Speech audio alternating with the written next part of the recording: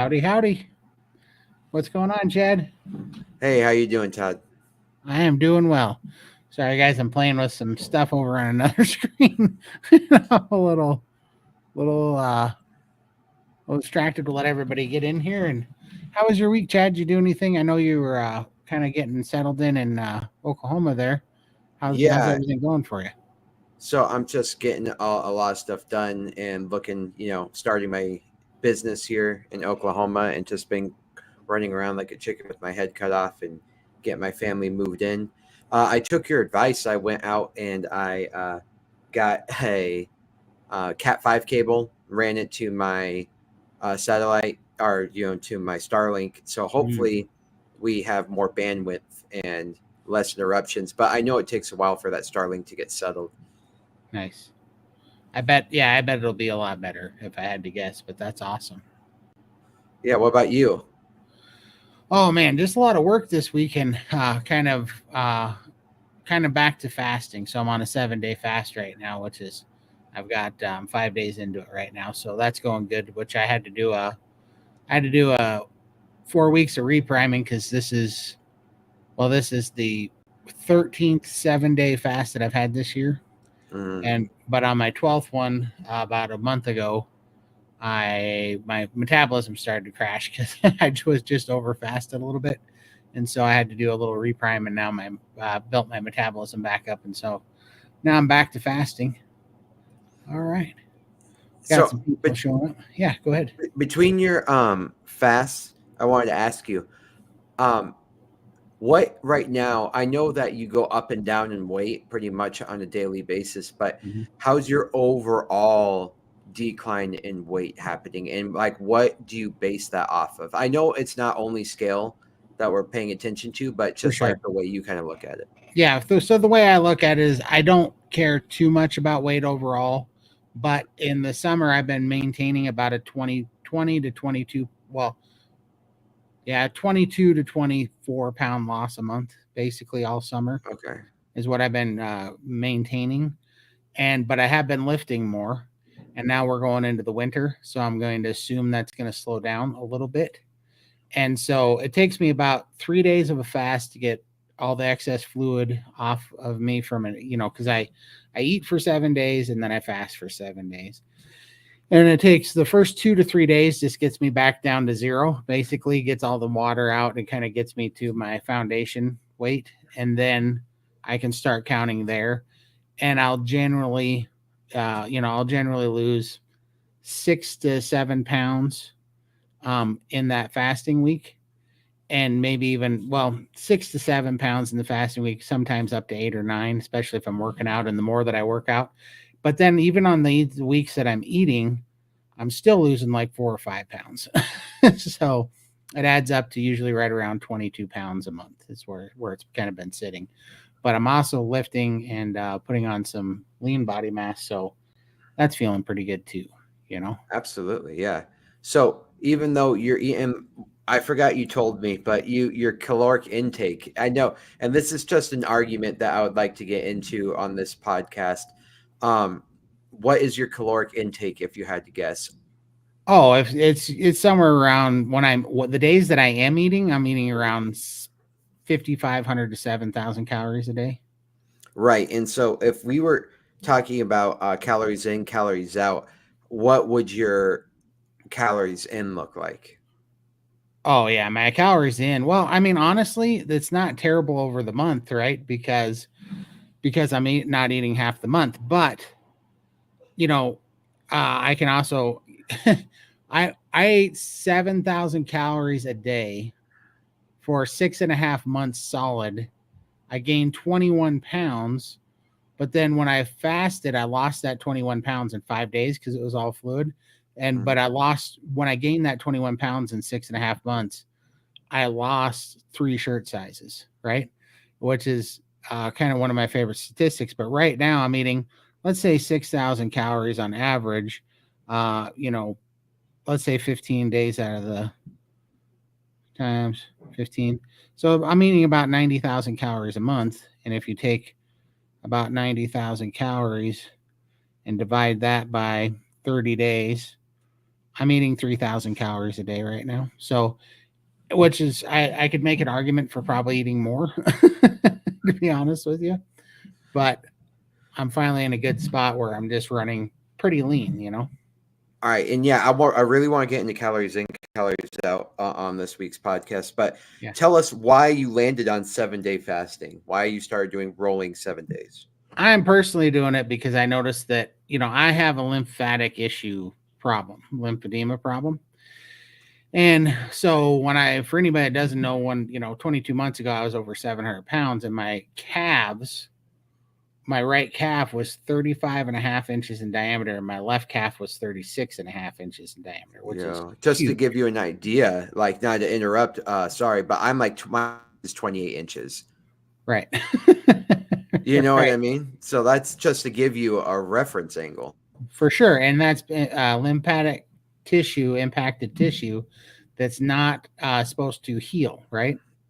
And I've already lost, what was it? I'd have to remeasure, but I've already lost somewhere around 9.5 inches on my right calf and like 8.5 inches on my left. Excellent. And that's from the fasting. It's from the autophagy, right? It's so Mm, healing. And so I see so much healing in my body when I go on these fasts after about 72 hours. The healing's just incredible.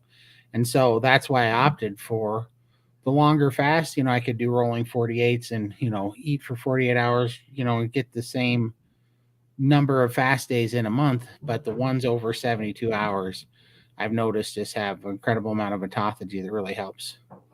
I agree. And that's what the numbers start to show is like there's some magic starts happening after about 48 hours, but some miracles start happening after that 72-hour mark. Mm, And then depending on how much extra fat you have on you, you can start to see diminishing returns at around 5 days. But in your case, yeah, 7 days seems to be like a magic. it Uh, is. It is. And I mean, I did OMADs for 9 months. Then I did like 36-hour fast and did rolling 36s, and then I did rolling 48s, then I did rolling 72s, then I did rolling 84s where I'd eat for 3.5 days, fast for 3.5 days. And the problem was, out of all of those, I did not like the 84s. And the reason why is that a refeed, so when you fast over 72 hours, you can start to have a little bit of a refeed issue that takes a little bit of time to eat, to like reculture your gut microbiome. Like you can't really eat very much in the first day. You got to use a little bit of broth, let your gut reculture. And it might take you 24 hours before your digestive system is up to the task of digesting a bunch of meat again. So out of an 84-hour refeed and an 84-hour fast, I was spending 24 hours of it reconstituting my gut microbiome. So it gave me a smaller refeed window. mm, So when that happened, I was like, well, if I'm going to have a 1 day, 24-hour refeed issue, I'd rather do this in 7 days. So then I started, eating in 7 day window because the first day is a little bit touchy.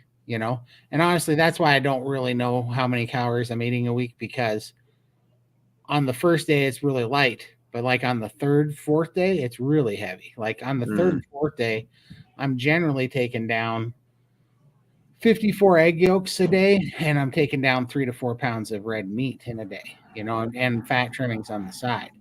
Where the first day I might literally only have 2 eggs and let that, 2 eggs and some bone broth and let that reculture. And then the next day I might only eat 36 egg yolks and maybe a pound of meat. But then mm, I start overreaching at the end of it, because now I'm bringing back my metabolism, and then my metabolism starts cranking, and I know when I'm sitting there knocking down 54 egg yolks and 3-4 pounds of meat that I'm ready. My metabolism's at the ceiling. Then I go into a fast, and I start with a dry fast, because I alternate 24-hour dry fast in there. So first day's dry, second day's wet, third day's dry, fourth day's mm. wet, fifth day's dry, 6 days wet, and seventh day's dry. So I get 4 24-hour dry fasts in there, but it's with metabolism at peak. At the peak for me, it's running on all cylinders. And then that's just when my body feels the best. So Can you tell us a little bit more why you kind of are a big fan of 50-50 eating fasting rather than like having it a little bit lopsided one or the other? It's just something that I settled on. I think for me it's right because I have enough stored body fat still. I still Mm-hmm. have over 100 pounds to lose. But I think for people that are having, that are just leaner than me and maybe not as fat adapt as me, I think that they need more feeding window and less fasting window. Mm-hmm. But for me, where I'm sitting at, it's just something I settled on. For instance, when I went to Wyoming to Bella's wedding, I only I only refed for 3 days, and so I was in the middle of my rolling 7 day fast. But at that time, I didn't want to be fasting on the weekend when I was in Wyoming. Mm-hmm. So what I did was I just refed for 3 days instead of seven, and then that way I could cut my fast short by an extra 4 days. Not short, but I could finish my fast 4 days sooner, so that I had the whole weekend when I was in Wyoming.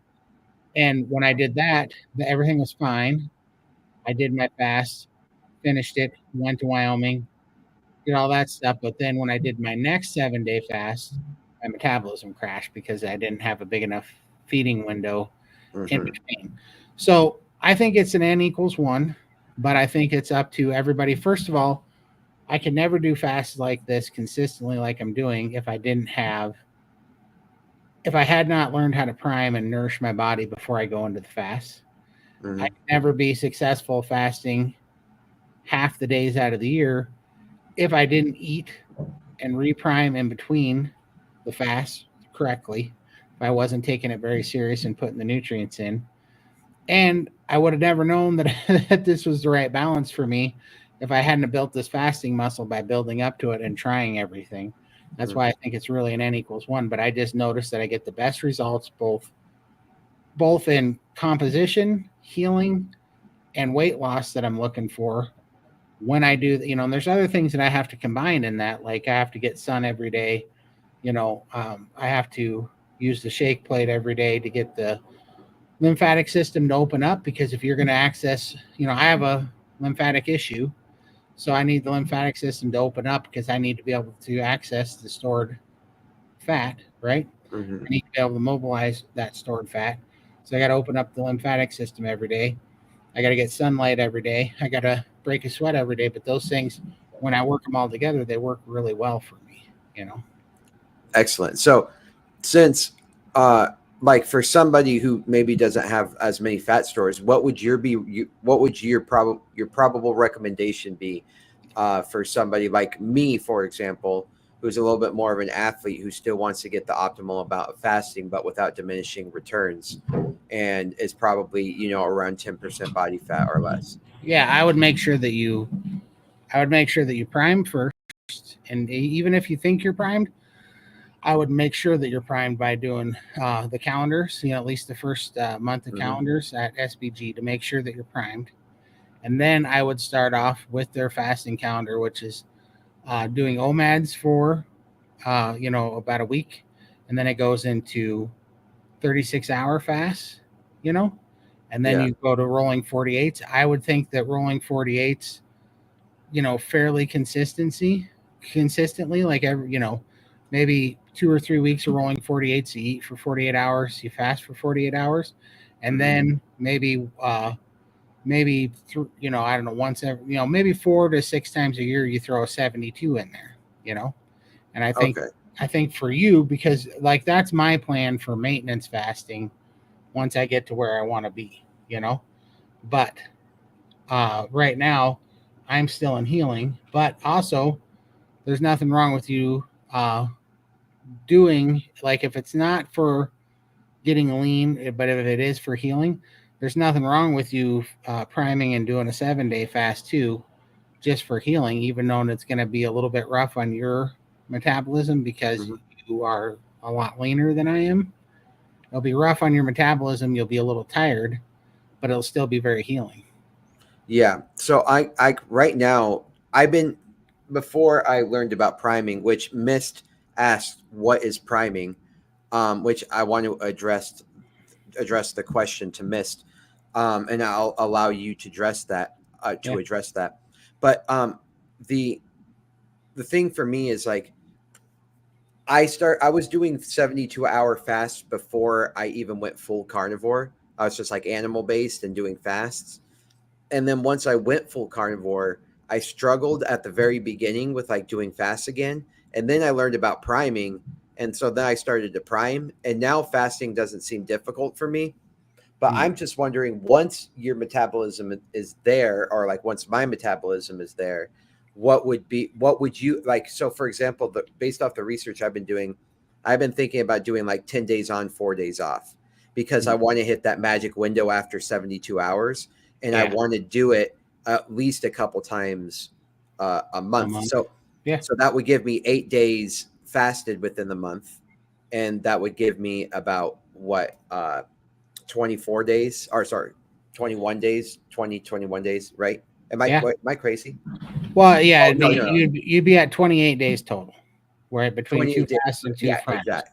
Yeah, Yeah. exactly. So no, I think that's a perfectly reasonable spot to start for sure.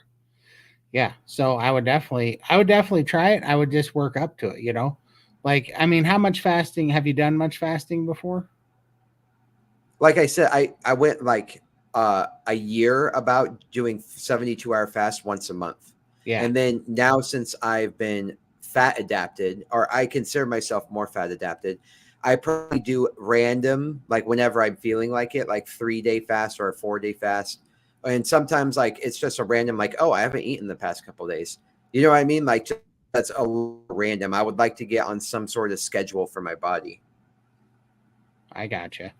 Yeah, no, I think, and that's why for me, breaking into it and building it up, because what you don't want to do is you don't want to shock your body into where it thinks that your food environment, like you're in a famine, right? Because that's what slows your metabolism down.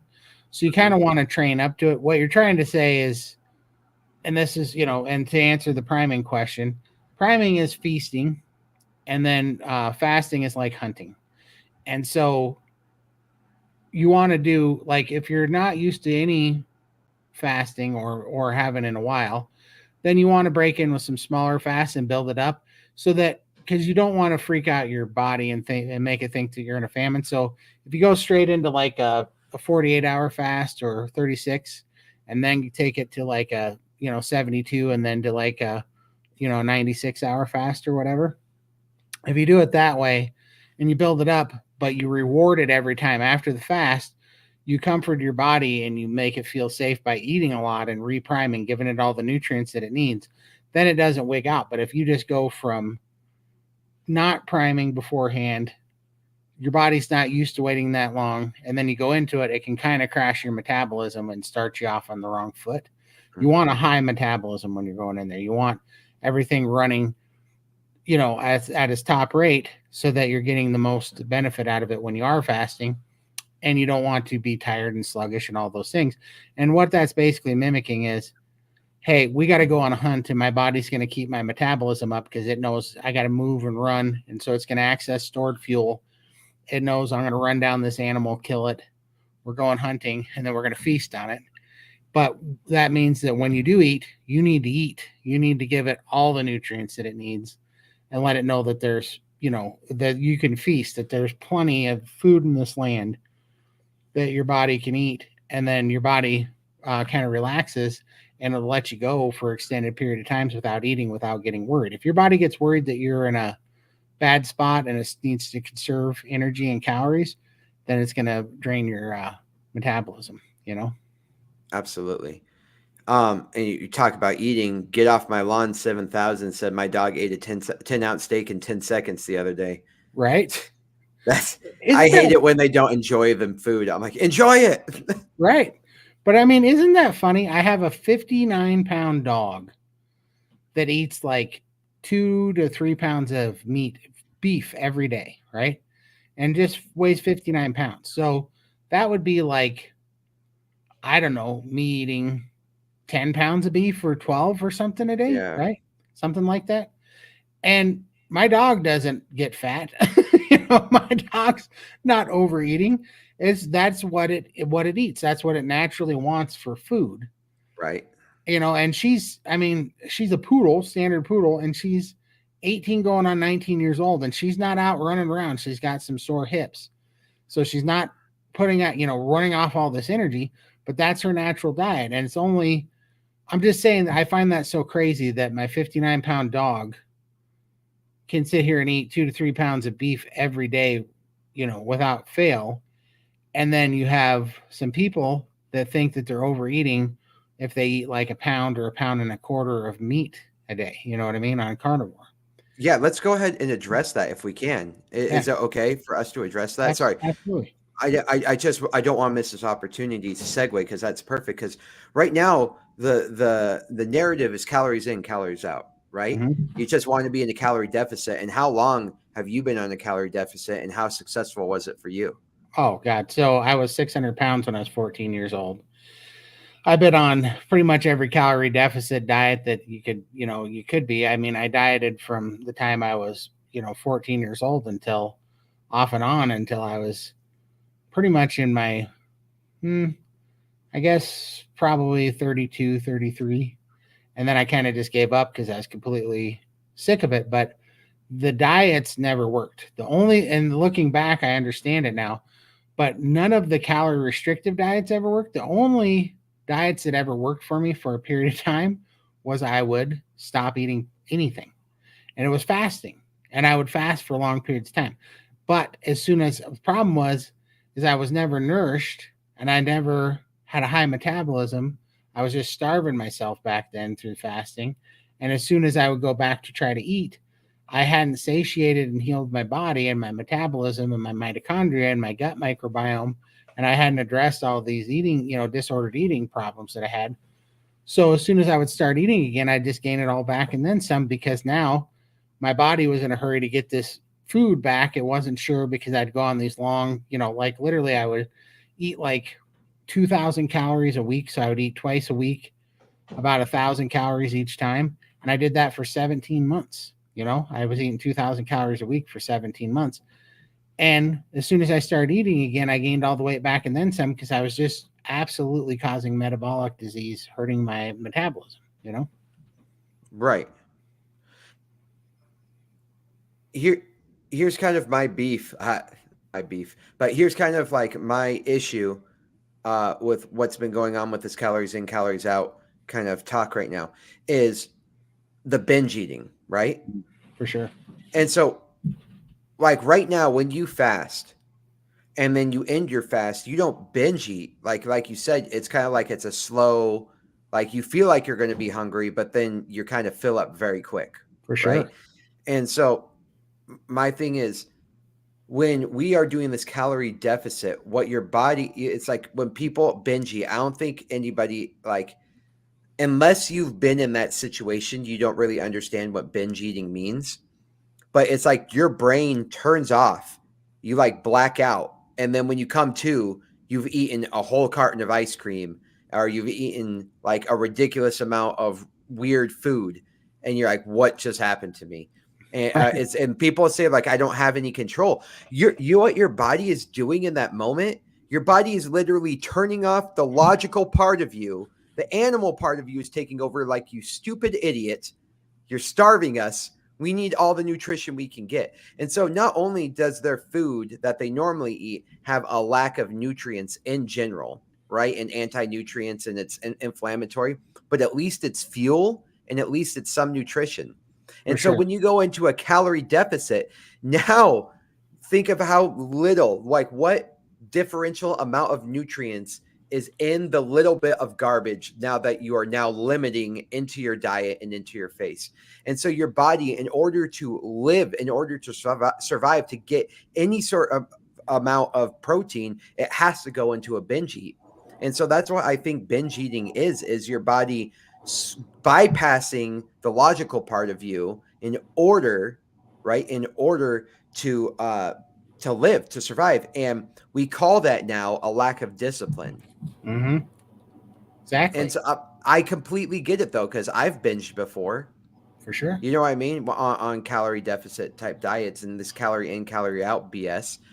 And what's insane to me is there's this other study um, there's this other study that got shown with the Coke, the Diet Coke, or the Coke Zero rather, the Mm-hmm. milk and the water. And so you already know this one, but the anybody who's listening is that they had these groups of people. I think it was for 6 months, right?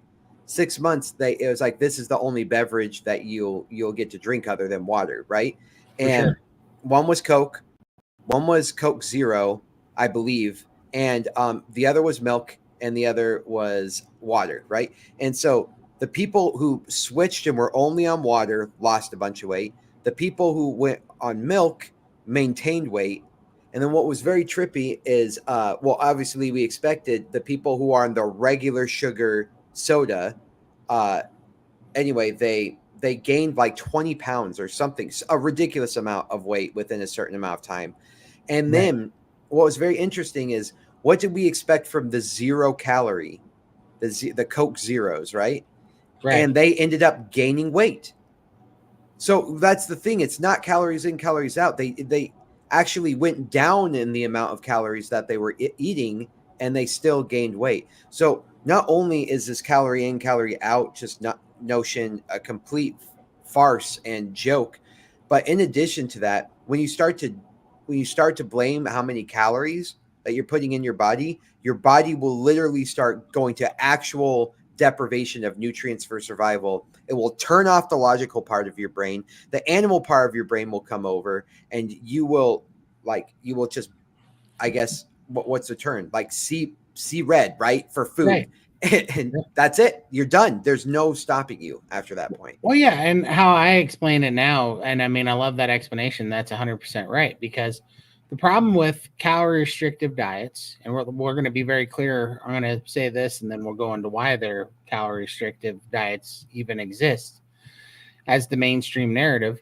But the problem with calorie restrictive diets is like literally, it's the same instinct like holding your breath. Like, how long can you hold your breath before you finally have to take a breath? Like Mm, quite literally, right? When you're doing that to your body and you continue to restrict, I mean, obviously it's not as fast as holding your breath, but at a certain point your brain is just screaming out because the crap that you're eating is completely nutriently deficient, right? And you're already starving yourself and you're not hitting you're not hitting any of the off signals. Like when you're on the standard American diet, you get insulin resistance for pretty much everybody. You know, even if you don't have diabetes, you likely have pre-diabetes and you're still insulin resistant, and that causes leptin. Blocks the signals for leptin, which is your satiety hormone. And so that's why people end up overeating because they get ravenous. Like you're saying, your body sees red, it wants the food. And the only way you can shut that signal down in your brain to be giving you all those signals is to hit the stretch mark sensors in your stomach, which is your other satiety off switch. But, the thing is everything is screwed up. It's not right because we're eating highly processed, hyper palatable, empty calories. We're never getting the nutrients that we need, and so we're not getting. We're not healing our gut microbiome. We're not healing our body. We're not satiating our body, and we're never filling this massive void that we have, uh, in nutrients in our body. However, we've made it so synonymous that restricting is the way to health because if you are overweight, then you need to eat less. And if you would just eat less, you would stop being overweight. And the weight is the cause of your disease. The weight is the cause of your sickness, right? But the reality of it is that the weight is a parallel symptom because our bodies aren't healthy. We're metabolically sick. And the reason why the mainstream narrative is calorie restrictive is because that there is, if they admit that there is different types of calories, if they admit right. that the type of calorie matters, then we will all be able to point the finger back and make liable big food that's been selling us poison for forever, causing these problems. Yeah. Yeah, exactly what you're saying. So if we start having the conversation about calories, then a calorie is this over umbrella term that classifies all food, Mm-hmm. all input, rather than segregating the food, right? Right. And then this thing about carbs, protein, or the macros, carbs, protein, fat, it's not talking about the quality. It's not talking, you know what I mean? It's not talking about the type or the source, or it doesn't break it down. They use these umbrella terms to make us treat it all as equal, which it's not the case whatsoever. And you know what's even more interesting about that, which is why a lot of people say like to hold off on like ground beef, and other things, is your satiety signals are also triggered by how tired your jaw gets when you're chewing too. Yeah. So like it wants to chew a lot. So in addition to that, a lot of people don't know this, but a lot of people, our ancestors used to get their hydration from their food. And so a lot of people don't realize hunger and thirst oftentimes get mixed up. So what's very interesting is when we have these tens of thousands of scientists who are engineering your food to make you hungrier after you've eaten, also have in order for that food to have the proper shelf life, it needs to be dehydrated, which makes you dehydrated, which oftentimes makes you hungrier as well. Yeah. And protein's expensive to put on the shelves, so there's a lack of protein. It's very cheap and very addictive to eat high fat, high carbs together to hit that what's it called, the sweet spot in your palate, right? Yeah. What's also scary about that combination is that there's this thing that a lot of people, nutritionalists, refer to as a protein leverage hypothesis, which means that you will eat until you get the not only the amount of nutrients that you need, but the amount of protein that you need. And most of the food on the shelves are very lacking in protein. And so you will eat until you get enough protein. You will eat until your jaw is tired. You will eat until your stomach stretches. And if all those foods have leptin inhibitors, right, then you're not getting that signal from your stomach. And so For it's sure. this repetitive cycle where you're hungry immediately. And I saw this comedian, this really big comedian, who made a joke that he was around the world in 80 buffets, where he was going Yeah. around the world. Yeah. And he talks about how in the Chinese buffet that you're either full, like you're about to throw up, or you're starving again in a second. And Right. it's because like with the high carbs and the high fats that they put in there, it's exactly hijacking these mechanisms of our brain to make them profitable. And we are suffering because of our health. And when we go to say, okay, what's causing, there's obviously a problem, what's causing it, they say calories in, calories out.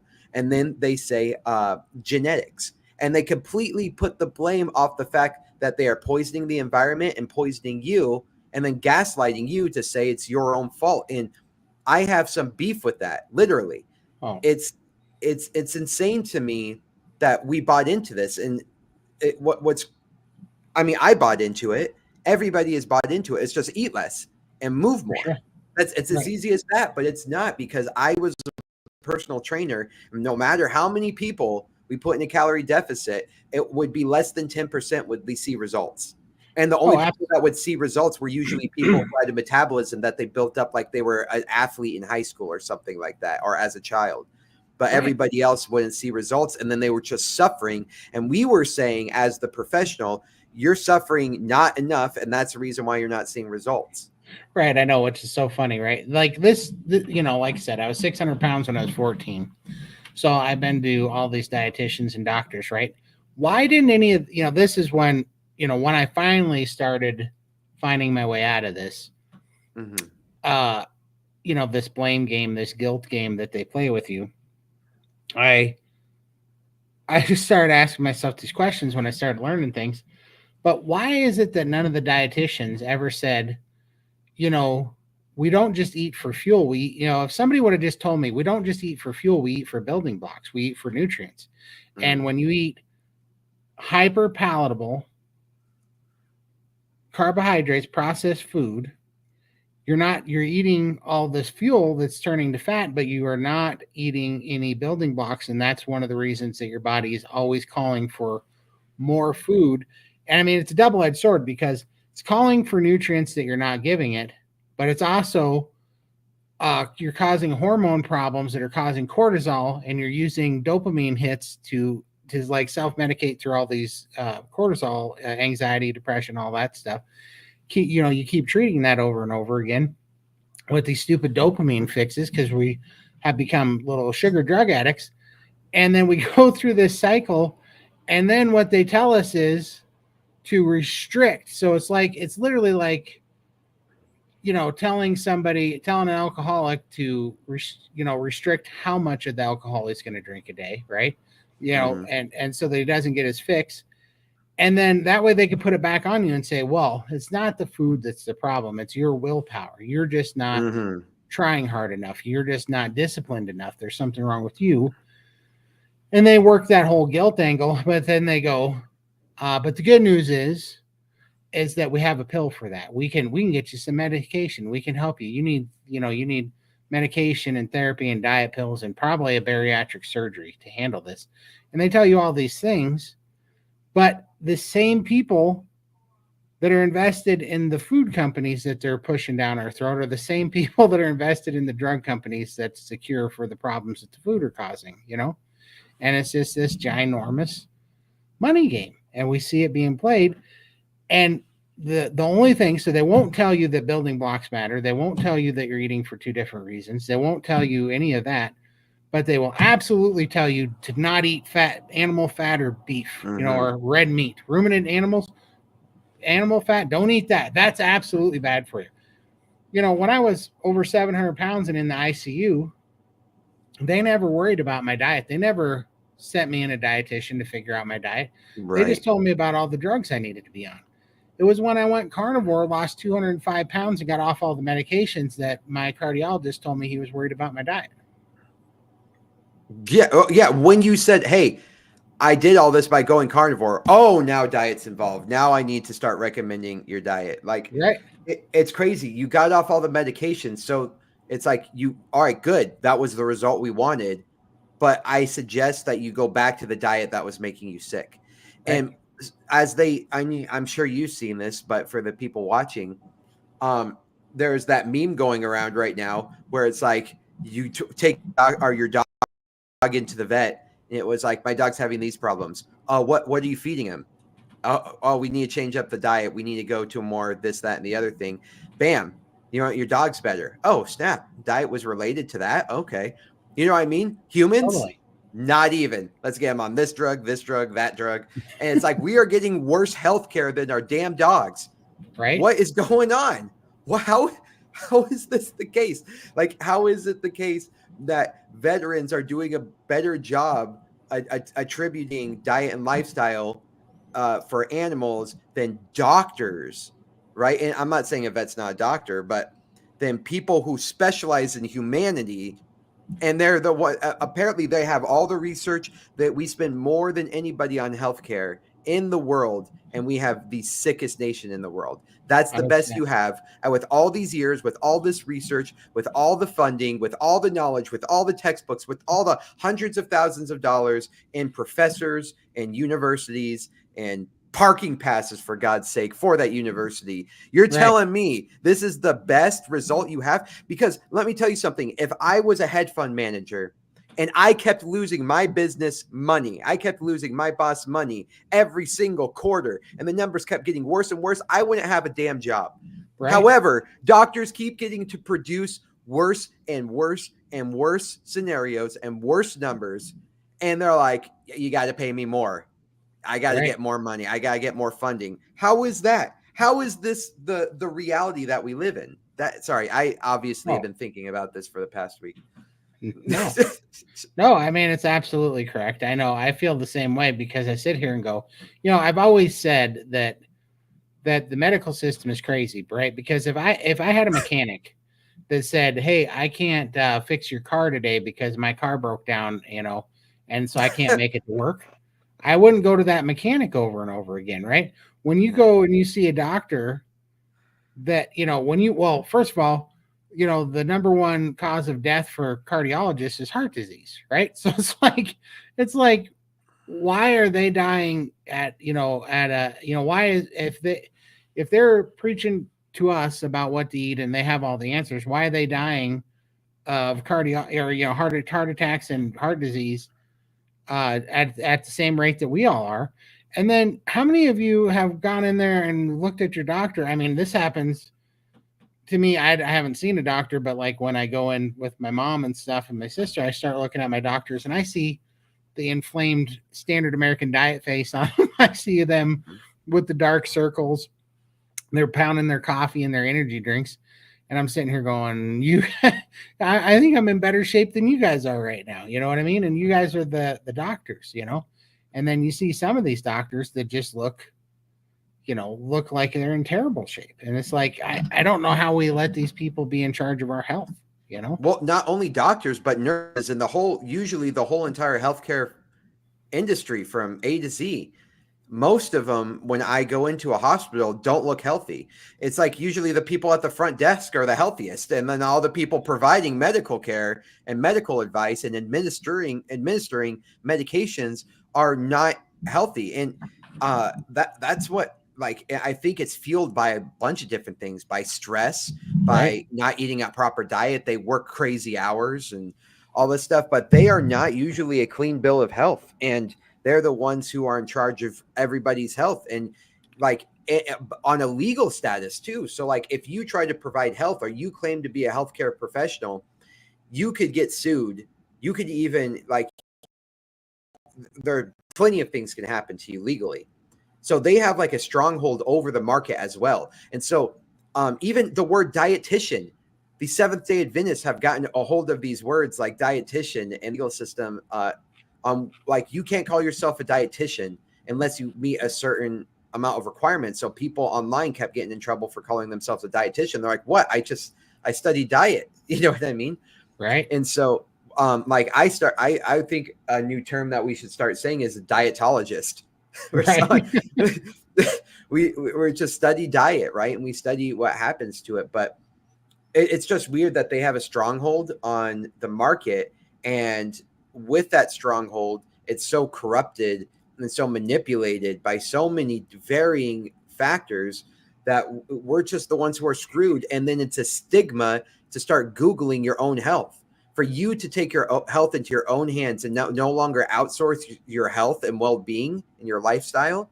They say, don't be Dr. Google. Oh, great. I bet you Googled it. Okay. You know what I mean? Like it's a Right. stigma for you to take your health into your own hands. So like you have to be a social misfit in order to achieve your optimal health in life, or you just have to be completely dependent on them. And then thank goodness for people like Dr. Chafee, Dr. Ken Berry, Dr. Bart, or Professor Bart K, Dr. Sean Baker, right? And Dr. Phil, like that we have these people who are going up and speaking out. But you know how dangerous that is. Not too long ago, doctors who spoke up about a certain viral infection that came up recent years were being silenced on social media and losing their medical licenses. This is insane that we live in a day and age where speaking truth can get you completely silenced and complete you out of your profession. That's For sure. to me that reminds me of a certain Germany in 1939 to 1945. Like it, I the want to information police. Sorry, go ahead. 100%. Hey, I'm going to answer a question. I can't Yeah. pull it up on StreamYard because it's on my Instagram. Okay. But it's called the Really Real Teacher. It says, "How long have you both been carnivore?" Want to go first, Chad? Absolutely. So they define carnivore, right, as over 70% meat. So by technical definition, I've been carnivore for almost 2 years now. But to be honest, if I were to go by the carnivore diet, in which was more defined by like Sean Baker, and the fact that I haven't eaten a vegetable in over a year, I would say. And then I gave up. I've been strict carnivore in terms of not having any dairy and things like that. And so like lion diet for the past few months, like maybe what oh crap, what month is it now? I think I started in like March. I think I've been telling people how long I've been doing this. So anyway, like 7 months I've been Yeah. on that. And then the past few months I've been grass-fed ruminant animals only. And when I say grass-fed ruminant animals, I mean the whole animal. I'll eat the brains, the bone marrow, other organs, and then usually the fattiest cuts I can find. So that's my Nice. answer to that. That's awesome. Yeah, I've been strict carnivore for 22 months now, going on 23 months, and yeah, it's just been crazy. It was I was in bad shape 22 months ago. I was over 700 pounds. I was on oxygen. Couldn't really get out of a chair. Uh, had congestive heart failure. My oxygen was pretty rough, and my like even on 6 liters of oxygen, my oxygen was 88% saturation. My resting heart rate was like 107 beats a minute. It was pretty ugly. And so in 22 months, I've lost 310 pounds, got off all the medication, off all the oxygen, got off the CPAP machine. Just a new human being. I still have 100 pounds or so to lose and some skin surgeries to have done. But the good news is just I don't have any eating disorders anymore. So it's quite incredible. For me, that's why I'm doing this, is because we got to get the word out. You were literally like on your deathbed at one point. Oh, I was for And sure. thank goodness, like you found COVID right before COVID, or yeah, you found carnivore right before COVID hit. Yeah. And you know what I mean? And like certain other aspects of your life were having you, but when you show those pictures, I know you say it, but like the pictures do it justice. It's a rare time where a picture does it justice. Where Mm. you look like you were best friends with death. Oh yeah, I was dying. Let's see if I can find the montage here, and I'll pull it up. Yeah. And Yeah, it then was. while you're looking that up, I just wanted to tell. I know you asked how long we were carnivore, but also from my end, I healed quite a few things. I had PTSD, I had anxiety, phobias, panic disorder, brain fog, and only what I could possibly describe as schizophrenia. But that was I never told anybody about it until very recently, and because I was scared of becoming an inpatient somewhere, and that's completely gone. And I would say my anxiety is 98% gone, and everything else is 100% gone. And I'm pretty sure my anxiety at this point is just normal. You get anxious when things happen rather than the actual like disorder that I used to have. And so if I got rid of my disorder, I would say it's my disorder is 100% gone. I used to have digestive issues. Oh, damn, look at that. Yeah, that I was. And I'm actually 100 pounds lighter than this picture even right now. That was. I just haven't updated this, but that was me at the worst, and that's when I was not feeling too good. I was stuck in that chair. I was 715 plus pounds, and I was on this oxygen every day. it This looks is. like Yeah. it looks like gravity was your worst enemy in that picture on your left. And Oh yeah. then, like on this picture on the right, at least from my angle, with you in the cowboy hat on the bottom right, Yeah. it looks like gravity is working the opposite direction for you. Like it's like you had a whole lift, like your spirit lifted, your face lifted, the angle of your eyes even freaking lifted, your mouth and your facial hair For even sure. lifted. You like look at that. Yeah, it was day and night difference. It really isn't. What was it crazy is that you know that literally my composition changed and my frame changed. Like my body, the way my like skeletal structure sits is actually completely different now. It's really weird. Mm. But I grew like an inch in height because I think all that weight and the poor posture and the way that my body was sitting was pulling me down pretty bad, and it was causing all sorts of knee pain, and everything just straightened up. It was crazy. It was really crazy. Yeah, and so the other I wanted to get back real quick to the other things that I cured by going carnivore were my digestive issues. Like I used to have acute flu-like symptoms like 3 to 4 times a week where like for 8 hours I would be it felt like someone was dragging barbed wire through my digestive system. I had it coming out both ends. I was throwing up, I was diarrhea, I like every single digestive issue, acid reflux. I felt like I was passing stones all the time. I just was miserable, massive migraine that would put me down for the count. Where it's like whatever I was doing, it's like nope, I'm down. And between that and my mental problems, I was not actively suicidal, but I contemplated Mm. death a lot.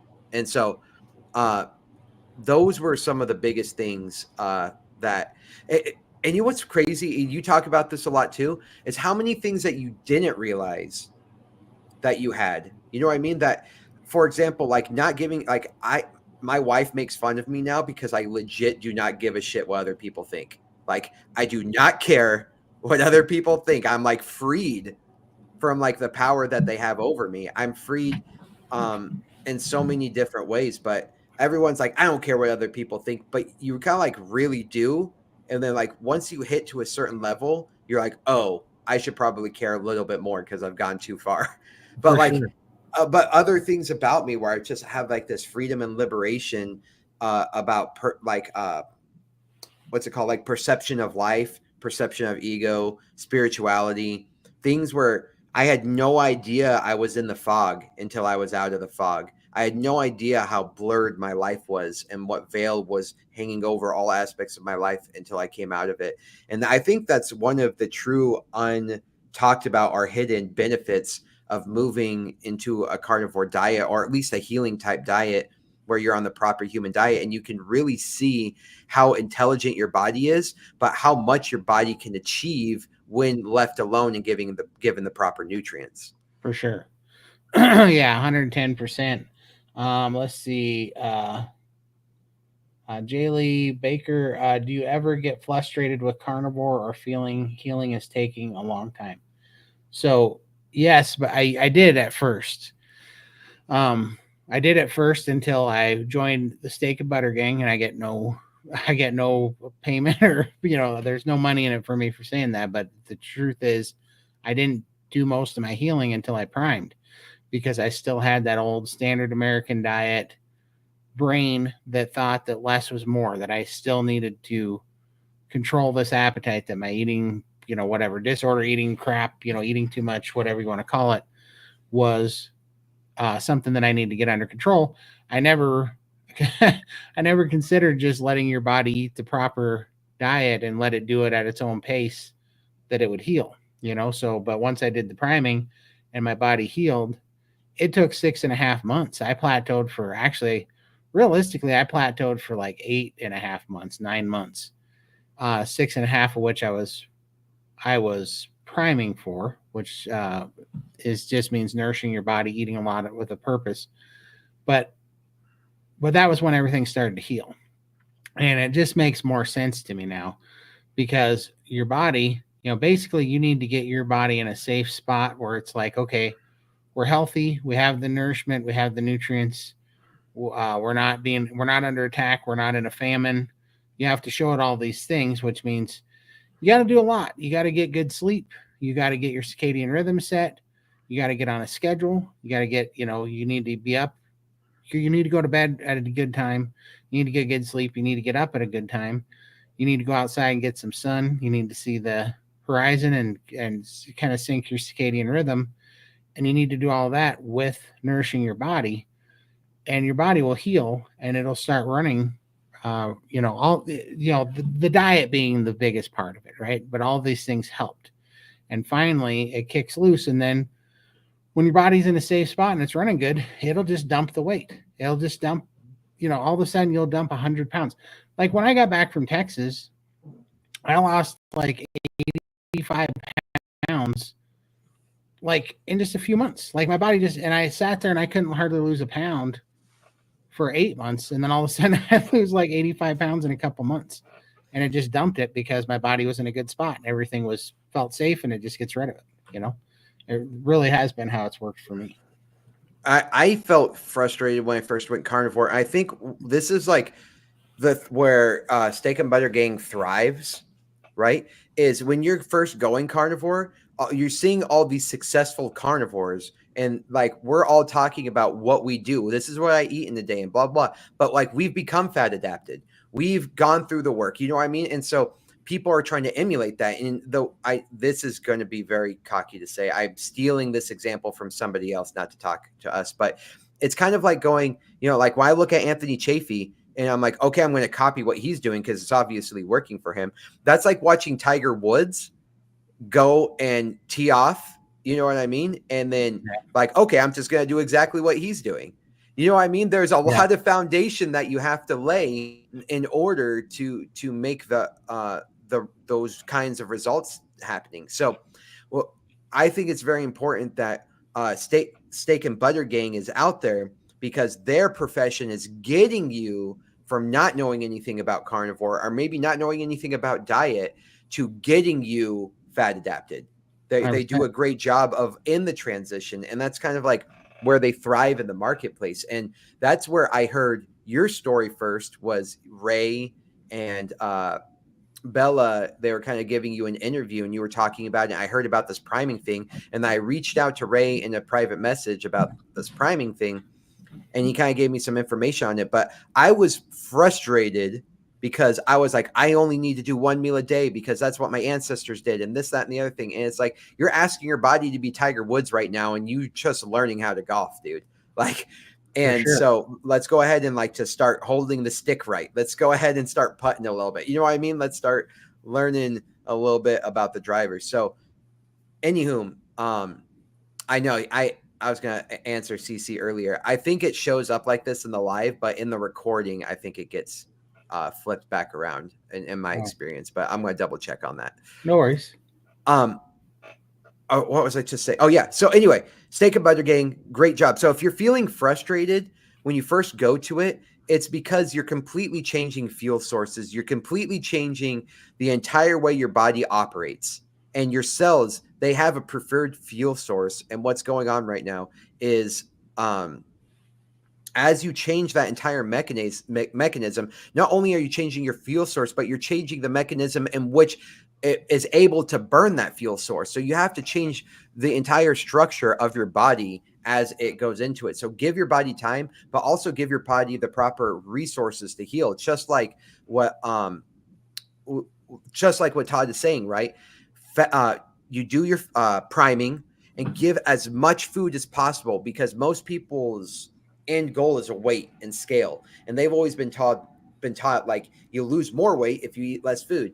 But that's not what we're looking at here, and that's why I've had this beef with calories in and calories out. It's not about the calories in and calories out. It's about the type of fuel that you're burning, and therefore the type of environment that's burning that fuel, which is your body.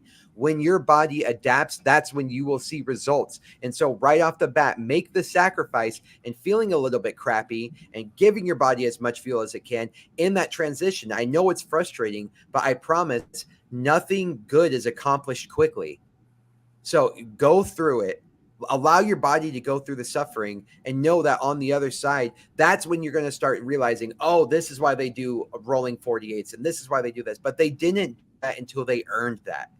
For Right? sure. They didn't earn rolling 38s. And so what sucks is people listen to that in the carnivore, how to eat like a carnivore, how to eat like my ancestors, and you make mistakes like me. And once I primed and I started eating as much as I could until I was finally to the point where uh, I felt like the healing was finally coming. I started having energy. I started in jujitsu. I started competing like a vicious animal. That's when I was like, I would have never gotten here without priming, I don't think. Yeah. I would have never gotten here without priming. And so anyway, that's where the Steak and Butter Gang comes in. So if you're having frustrations, please find an online community. I prefer the Steak and Butter Gang, but find people who are willing to talk about the transition into carnivore, because for us, it was only this much time in our carnivore journey, so we tend not to talk about it enough. But for you, that's 100% of the frustration in the transition. So we need to do our due justice in talking about it more. So For sure. Hey, Kat. I appreciate you. Kat is the first person that ever followed me on Instagram. I still remember. That's awesome. Your transformation into a healthier person is amazing. So happy for you. Thanks so much, Kat. I appreciate it. It was yeah, it was a Hail Mary, and thank God it worked. So I didn't know what else to I didn't know what else to try, and it was a Hail Mary for sure. That and prayer, had to give it to God, and yeah, it worked out incredibly. And now it's funny, but this is what this is what people need to hear, right? People like me for sure. People like Lindy. I saw Lindy was in here. Shout out to anybody that doesn't know Limitless Lindy and go check hers out. She's lost 500 pounds. She makes me look like a lightweight for what I've done. So Lindy's awesome. We do a show together on Sundays. But yeah, that's incredible. But yeah, I appreciate it. And this would be a good time to say as well. There she is. Hey, Lindy. This would be a good time to say too. I put for those of you, first of all, I'm on Instagram Live too. This is the first time I've ever hooked this to StreamYard. So, and I just realizing today I've never gone live on Instagram. So hi to all my Instagram followers. It's awesome. I see you in here. Please put a Q in front of your questions if you'd like to ask anything. And I appreciate you guys hopping in. And we're gonna make this more of a common thing on Instagram. I'm still getting used to it. I've never done it, especially through the software. So forgive me if I'm missing any comments, but I think I'm getting them. And also, if you are watching on YouTube, in the description of this video is SBG's Steak and Butter Gang's link. If you want to join up there, me and Chad donate some time there. We do a call on Saturdays, and I also do an open chat there. I run the open chat on Saturdays, uh, and you can come in and kind of see what the community is about. But me and Chad do a call called Iron Sharpens Iron, just like this one. But it's more centered on men's mental health and you know, anxiety, depression, PTSD, those types of things. Healing of a carnivore. And I also want to put a shout out to in the description as well. We are going to be speaking the Steak and Butter Gang. Some of us are going to be speaking. Me, Bella, possibly Lindy, even Dr. Phil, um, Carnivore Amy. I'm trying to remember all the people, but we're on a panel for Hack Your Health, which was previously KetoCon, that's coming to Tampa. And so we have the link, and they gave us a coupon code for our members, and that gets them $100 off their ticket, which is pretty incredible. That's as cheap as it'll ever be. And that's actually a very good deal, because later, after the end of this month, it goes to $50 off and then $25. So just wanted to shout that out too. So, Heck and yeah. then also for everybody on my channel, you should check out Chad at Combat Carnivore's channel too. He's got an awesome. Thank you. Yeah. Go check me out if you haven't already. Combat.carnivore. I'm on YouTube and Instagram. I technically have a Facebook page floating around there, but I haven't been on there since Vietnam. So it's, but yeah, guys, I would be greatly appreciated. My goal is, as you guys can see here, healing vets through steak strangles and stoicism. Sorry if it's backwards. For now, maybe I'll just do it the correct way. I just like mirroring my screen. So I can point to the right places. But I own a Brazilian Jiu-Jitsu academy. I am very obsessed with philosophy and theology and spirituality and things like that. And then obviously carnivore. And I believe these are the three pillars to get broken men, especially veterans, back into being strong men, and to repairing them, and to making sure that they know that PTSD is not a life sentence, right? It's actually something that should be a stepping stone to making you stronger. And if it's a big stepping stone, it's going to be a lot of work. But once you're up there, you're to a new level. And right now, people are the stepping stone of PTSD, and it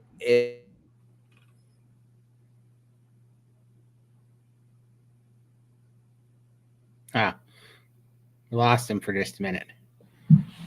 I think his satellite's reconnecting. He's on there. Sorry. There you go. You're back.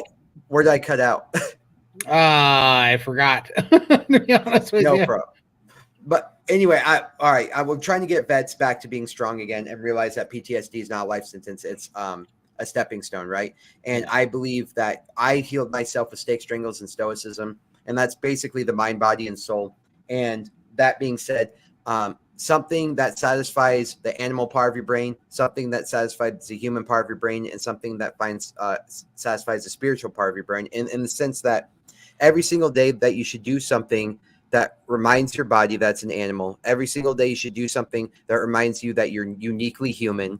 And so something that humans can do, that animals cannot do. And then every single day you should work on the part of yourself that is humanly unique, that makes you unique over any other person. And that's usually in spirituality, philosophy, theology, and things like that, where you think for yourself and you don't allow others to think for you, and you build those critical thinking skills. So anyway, if you go and you follow me and you like my stuff, you comment, and you help get my channel out.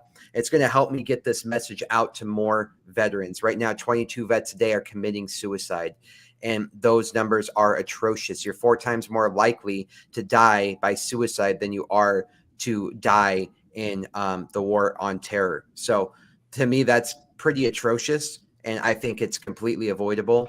I was almost one of those statistics. So my entire goal is to reach as many combat vets and as many people, men especially, who are suffering from mental illness, and get their life back on track. So thank you so much for the shout out, Todd. And so, yeah, you people go combat.carnivore, find me on Instagram and YouTube, start following and engaging. I would greatly appreciate it. For sure. Sorry. I was fixing something here. I forgot. I think my Instagram just died. So that was another funny thing, is I guess that Instagram will only run for an hour. It's an hour limit. Yeah. I gotcha. So we're Do you going believe aversion therapy should be part of the treatment for PTSD and mental conditions? Aversion therapy? No, I don't. As an aversion away from, isn't aversion to therapy is like away from running away from the symptoms? Oh, not the symptoms, the triggers. Hold on. Let me double check on that.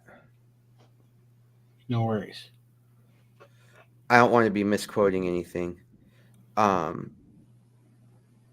believe that for people with PTSD, especially if it's combat related PTSD, that simulating combat is one of the best things that you could do for those people, because right now what's happening is their hippocampus is compromised, and the hippocampus is what remembers traumatic events, and then your amygdala is what triggers those events. And so what happens is your amygdala becomes swollen, while at the same time the volume of your hippocampus goes down.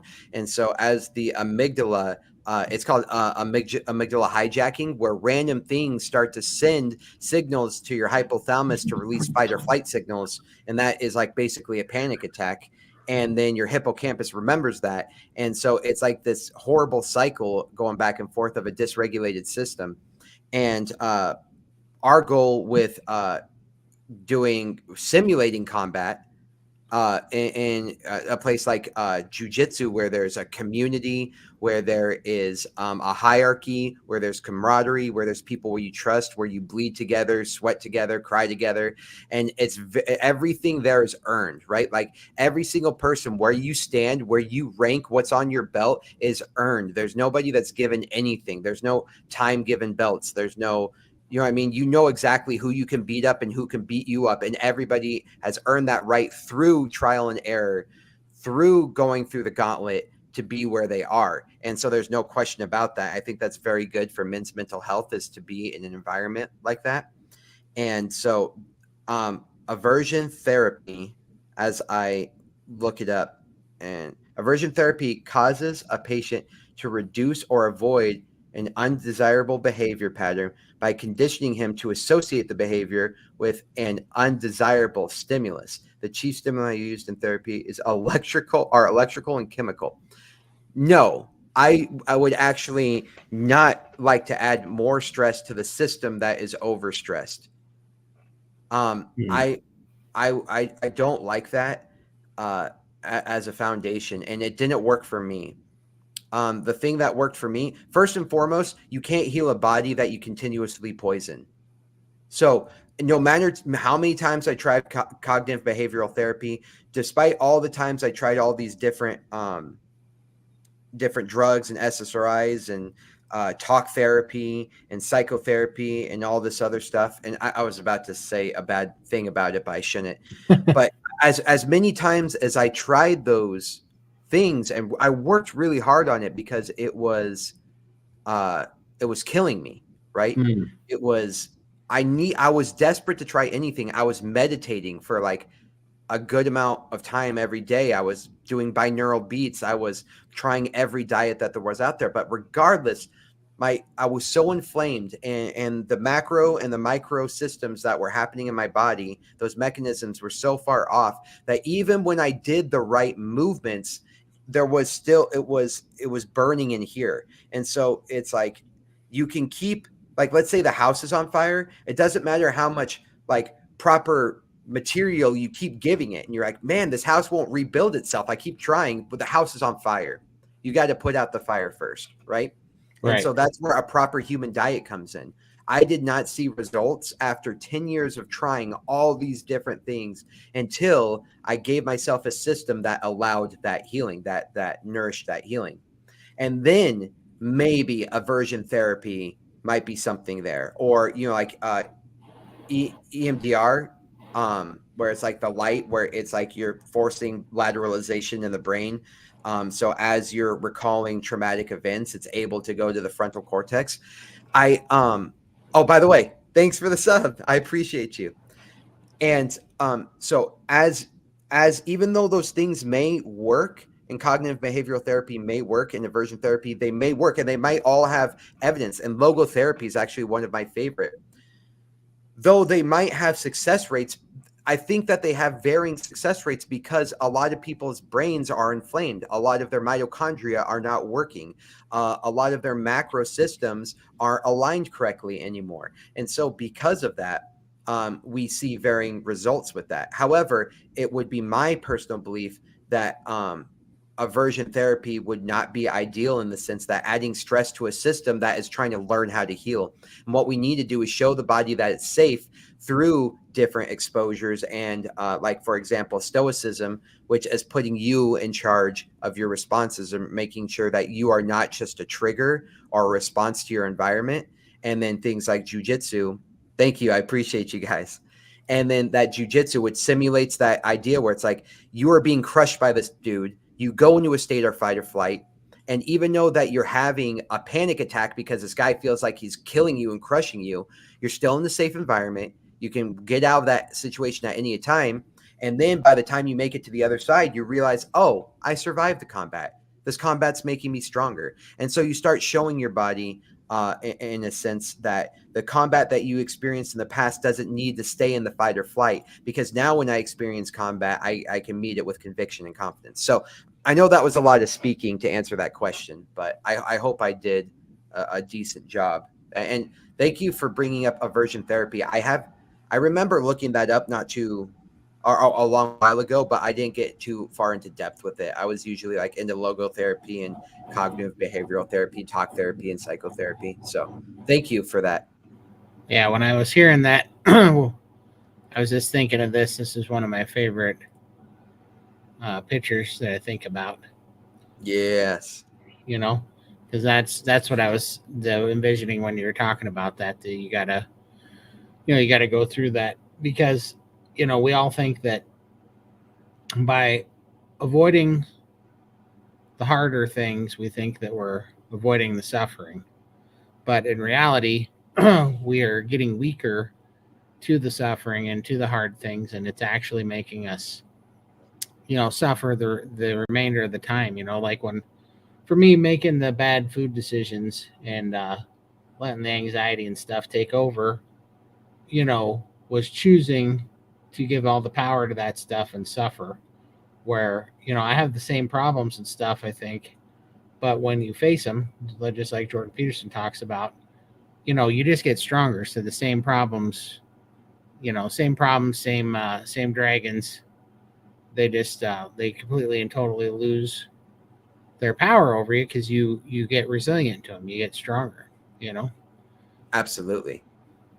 Someone asked about psychedelics and going through psychedelic and approaches in order for healing, because psychedelics have been shown clinically to build new neural pathways. I do actually very much like alternative variations for building new neural pathways quickly. I think it's kind of like a cheat sheet. However, you guys have to remember that uh, if I piss into a Coke, you're gonna be like, no, I'm not gonna drink that. There's piss in the Coke. You're like, yeah, but what if I add some like frosting to it, or what I mean, like some flavor to it? It does not take the piss out of the Coke, right? And so what we have to realize is, like, when we do those things, when we opt to take the easy route through like psilocybin mushrooms or like DMT, dimethyltryptamine, or tetrahydra, what's it called? Anyway, I'm getting lost in the weeds here. But when you decide to take these psychedelics in order to pave these new pathways, it has not cured the old problems that are still happening. Does that make sense, guys? For So sure. like, yeah, so if you still have these routes in your brain that lead you to these panic attacks and stuff, you might feel good temporarily and it might help you for a little bit, but it's going to, like, it hasn't cured up what's back here, and that fire is still going to burn. And so the fire might look a little bit prettier for a little while, but that fire is still burning. And so what we have to do, if you are going to, I strongly suggest, because when you have demons in here and you go into the psychedelic world, you might make yourself a lot worse, because you might be opening up pathways that might send you straight to the devil. I'm speaking a little bit from experience in some avenues. I don't want to self-convict right now, but in a loose sense, let's say I know what you're talking about. You got to make sure that you get yourself healed in the right way and your brain is working properly and you are in a great mental state, which oftentimes, if you're using psychedelics in order to help your mental state, oftentimes that shows you're not in a good enough basis mental state uh, in order to go into this avenue of alternative therapy for your mental health, which is opening up these new alternatives. Because remember, it's very deliberate. When you open up these pathways that are building new things, right? It's fracking into different parts of your brain. You have no idea which angle it's going to go. And right now, if most of your electricity in your brain is going towards anxiety, it might pave even thicker avenues and frack even thicker towards the those areas of anxiety, phobias, paranoia, so on and so forth. So you got to be very careful. So in my opinion, yes, given the fact that you've already taken care of this carnivore, in the sense that you've already taken care of the natural processes and the way your brain is supposed to function up here. He was just making sure he wasn't talking about self-treating. But I mean, for other people though, because Oh, you cut out for 1 second. He'll be right back. His Starlink's just getting kind of calibrated, I think.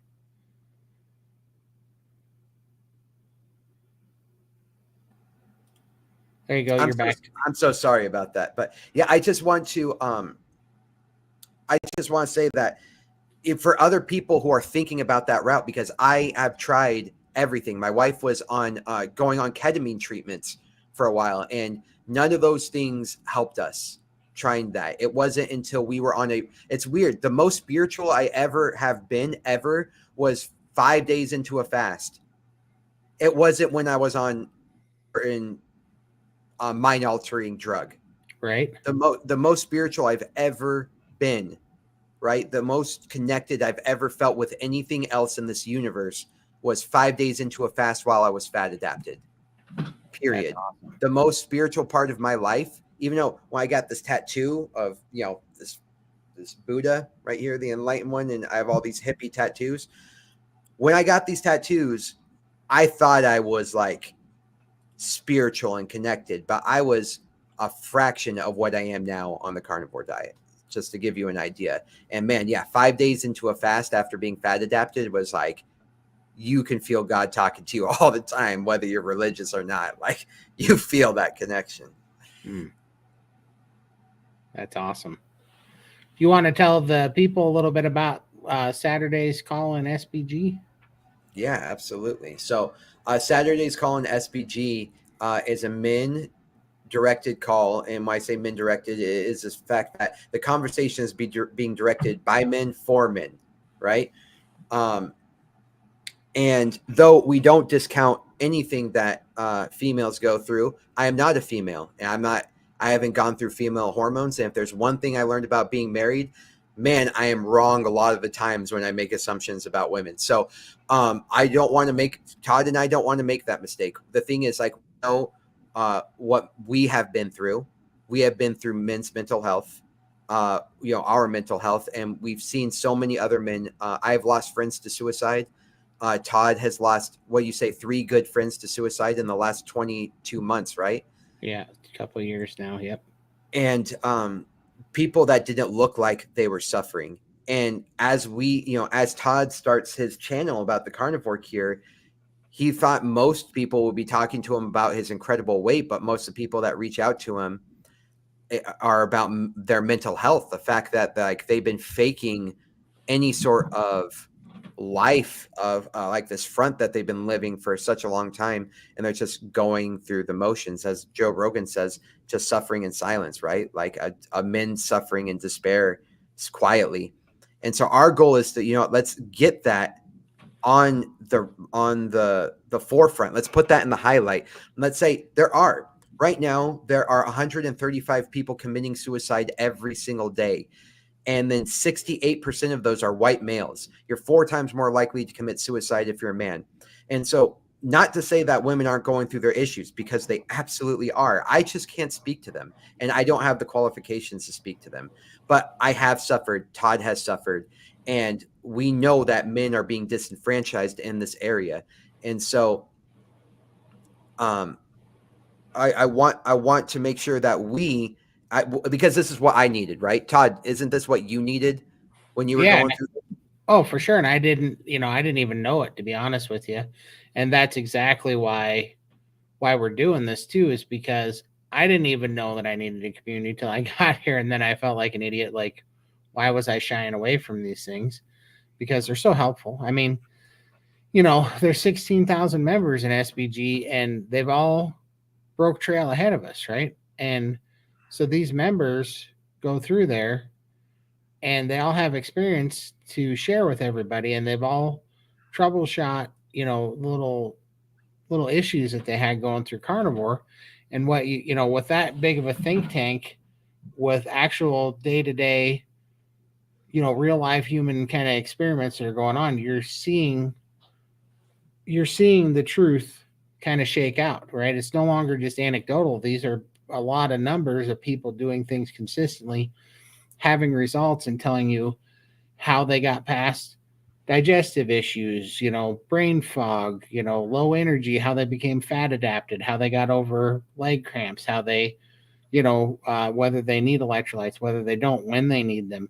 I mean, there's just a million, how they got over carb addiction, how they got over soda addiction, how they got over caffeine addiction, how they got over alcohol addiction, all these things that you watch these people go through, and they give you feedback. And then in real time, not just in chat or video, but like in live Zoom calls where you can talk to people, you can converse, people become friends. You get to see, their actual progress and the transformation that they're going through, and that these people are sticking with it. So it's, because the reason why we started doing this call on SBG is because just like Chad said, I was getting the overwhelming majority of people were not calling me just about diet. They were calling me about mental health. And so I've been trying to help a bunch of them with diet and mental health on the outside of, just like in the DMs on Instagram and instant messenger on Facebook and my emails and stuff. And I'm trying to help them, but nobody ever sticks with it outside of the community. And the reason why is because I can only talk to them, each one of these guys, like an hour a week. And then for the other, 167 hours out of the week, they're back into the world that has been formed by big food and big drug, big food, big pharma. And everybody talks them out of doing carnivore. They because people talk in their ear and tell them that they're going to have heart disease, they're going to have high blood pressure, they're going to have, cancer, that's not sustainable, this is ridiculous, blah, blah, blah. They talk them out of it, and they don't have a support network on the inside, where what I find is when we have people in the community, and then and they get to see everybody, not just me and not just Chad as a result, but all the members that are going through it in real time, and you start to hear the same stories and the same results and the same experiences and the same breakthroughs over and over and over again. It stops being anecdotal and just this pie in the sky dream, like another fad diet that you're going on, and it starts to look like a reality. It starts to look like a path forward. It starts to look like the end of, the light at the end of the tunnel, the way out for you. And then you can latch onto that, and it'll take you there. you know? I think it's also like a search engine for real life people, because like when you're going through these problems and you Google it, you only hear articles about things, if that makes sense. But when you go into SBG, it's like you get to go into a community, and like, does anybody else have a problem with this? And then all of a sudden you get like 5 people flocking to your instantly who dealt with that problem, and this is how they got over the problem. For sure. 100%. Yeah, exactly. I didn't like, that's just the thing is I didn't realize it either. I thought that I was I had so much anxiety and depression because of my health. I thought that it was just from my circumstances. And but the very first thing that healed within, like 3 weeks was depression and anxiety, and that I didn't even realize that it was a hormone issue. But that's where all that was coming from, was poor gut health and hormones. And once you actually feed your body the proper, I mean, honestly, it was the animal fat, I think, did the most help in a short period of time. Your body needs that animal fat so much that it all cured up. And I was like, you mean all these years of just being completely and totally dominated by this, all it took was 3 weeks eating ribeyes? Like, Mm-hmm. that's why I was like, this is crazy, because I mean, I was on the edge several times of not being here, several times in my life, and all it took was eating meat. And I'm thinking, I'm no genius, so how do I stumble upon this? And I'm supposed to believe that the experts don't know this? Like, it's just not possible. It's not Yeah, possible and that you don't know. what you're saying is so, like, when you decide to be intentional with your diet, you have to start educating yourself, because you're no longer outsourcing your health. You're no longer outsourcing your nutrition. So you have to know. And when you joined a group like the Steak and Butter Gang, I think this is the most awesome part, is because when you ask there, it's not all the time coaches and experts answering your questions all the time. It's like your average Joe who's now been educated about their diet. And the cool thing is, like, we're not sitting here like signing off on a bunch of things like, yes, you've been educated this way and now you have the blessing and now you can go answer questions. It's the answers are objective once you get on the right path. And so as you go in there as a brand new person, it's like, hey, I'm having a problem with leg or heart palpitations, let's say. And it's like all of a sudden you're going to have like all these people who have been through the heart palpitations. They educated themselves about it. They're like, okay, this happened for about, a couple weeks for me, and this person did it for a week, and this person only had it once, and this other person had it about a month, but then it went away. Here's all the things that we went through to fix that and to help with that. And then now you're having, it's like the Googling a database of real life people who you can ask about their symptoms. And since you have such a wide database, everybody in there has had every symptom that you can think of, and they're willing to help, and they love being in there to help you. It reminds me of like my jujitsu community. Is like, even though you're only like a 2 or 3 stripe white belt, if there's a brand new white belt that comes in there, you all of a sudden realize how much you know, because you've been training for 9 months or whatever the case may be, and how much you learned in that 9 months being intentional about learning something new, where that white belt, that brand new person doesn't know anything, and you're so excited to help. And so now you have just so many people that you can get information. They are actually closer to that transition from being or being not carnivore to carnivore, that they are living closer, and they have a better memory and a better recollection of how they transitioned into carnivore. So I think that the Steak and Butter Gang and having a community is perfect like that, because when you join, you have that support system of people who are willing to help and who have all had the same symptoms. And you start to realize, like, okay, I'm not alone in this. This is what everybody goes through, and everyone tends to be better on the other side. So 100%. I love that. And I got really excited about this podcast this time. I felt, I don't know, I had a lot to get off my chest in this podcast. I'm happy that I did, because it's been sitting with me. Like, last week was a little bit like slower for me. You know what I mean? There was a lot happening, but this week Yeah. I was sitting on a lot of kind of like built up like frustration with the way the system happens and how they gaslight us, and Right. how they make you feel like a bad person for taking your health into your own hands, and then they start to gaslight you to be like, you're going to die by eating this way. Right. No, I 100% agree. And, these are the conversations I think are important that we got to keep having. And I love that the message is getting out there. I'm very hopeful because I keep seeing this community growing and growing. I'm finding more people just in my personal life that are trying carnivore, heard of carnivore, interested in carnivore, and a small group of people that are coming around to it. But then you even see what's going on in Congress with Michaela and Jordan Peterson, you know, uh, putting things out there, right? And with RFK bringing things, Yo, I mean, things are really coming a long way. So I think the future is bright. I think we are winning this battle slowly but surely. We're definitely gaining ground. You know, you cannot, uh, you cannot bury the truth for forever, right?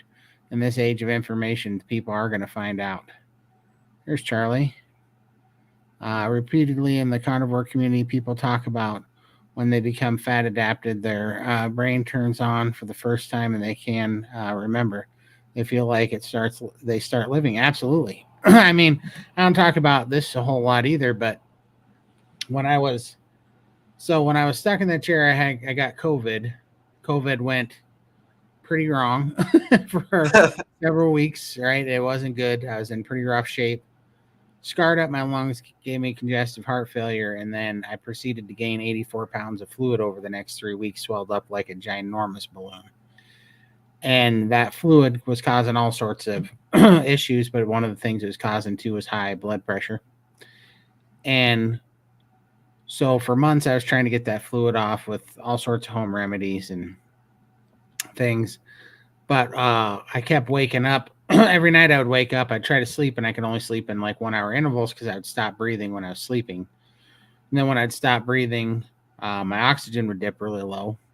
And it would usually get into, and this was before I was on oxygen, it would usually get into, like the high 70s to low 70% saturation, which is not good on its own. But I would usually wake up gasping for air, and I'd have this confused fat headache that I'd wake up with, and I'd have to take deep breaths and kind of get my oxygen back. But then I could usually get my wits about me again within 10 minutes, and things would feel fine. But there's definitely a shot of cortisol because when that would happen, because there was definitely a big stressor that had happened. But after like 3 months, something bad happened, and one day I must have just not woke up for a long time or something. Is when I did. I had the worst splitting headache I'd ever had, and I was more confused than I'd ever been. And my oxygen was like, I forget what it was, but it was in the mid to low 50s. It was like 54, 56% saturation. It was as low as it had gotten. But that time when I woke up, I was way more confused.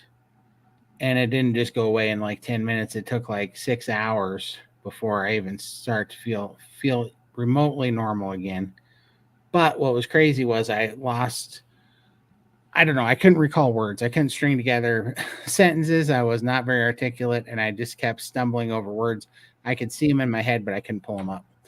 And that happened. That stayed that way for quite a while, uh, until I went through priming. Basically, it got better on the way to priming, but priming fixed the last of it. But when I went to the hospital, because I finally ended up having to go to the hospital, they put me on IV Lasix and were pulling the fluid off of me.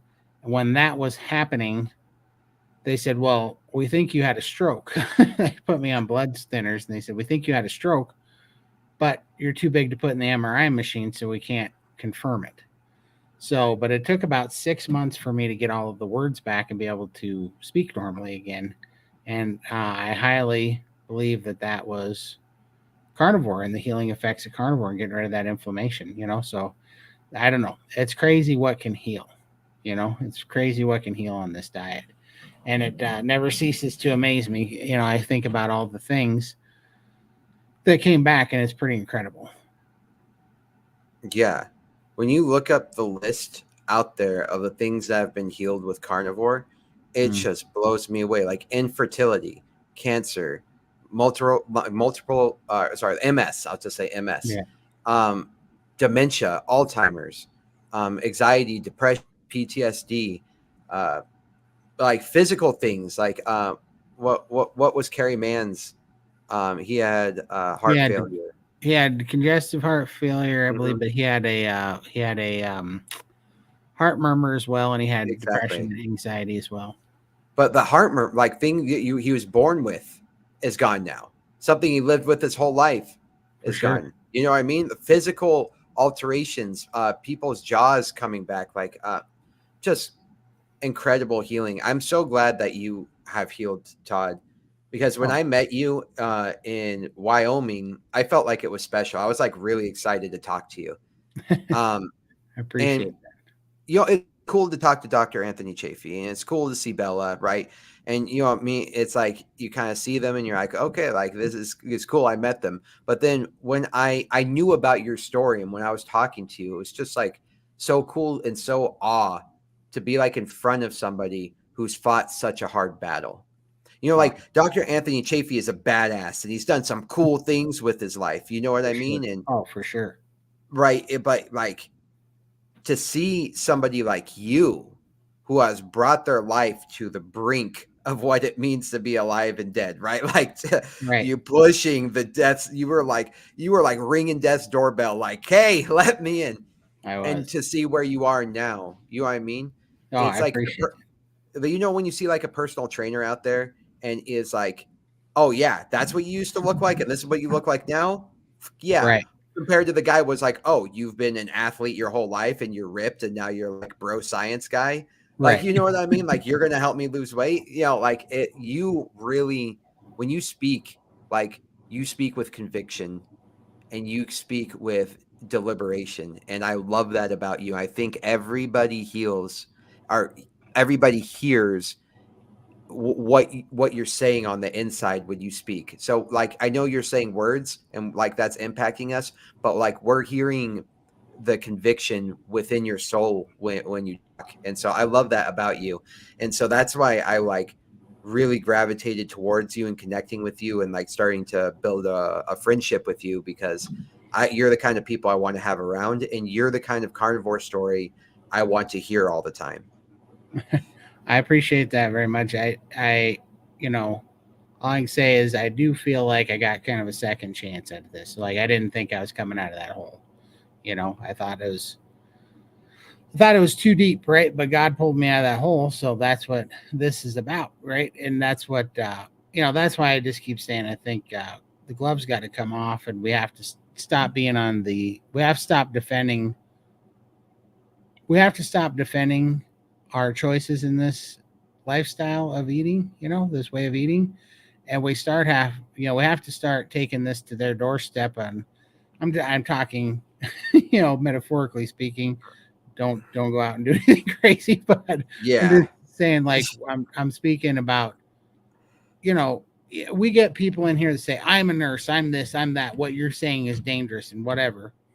And the thing is that that information almost killed me. And I'm not saying that all nurses are bad or that all doctors are bad. I'm talking about the institution that trains them into this dogmatic system that is bought and paid for by big food and big pharma.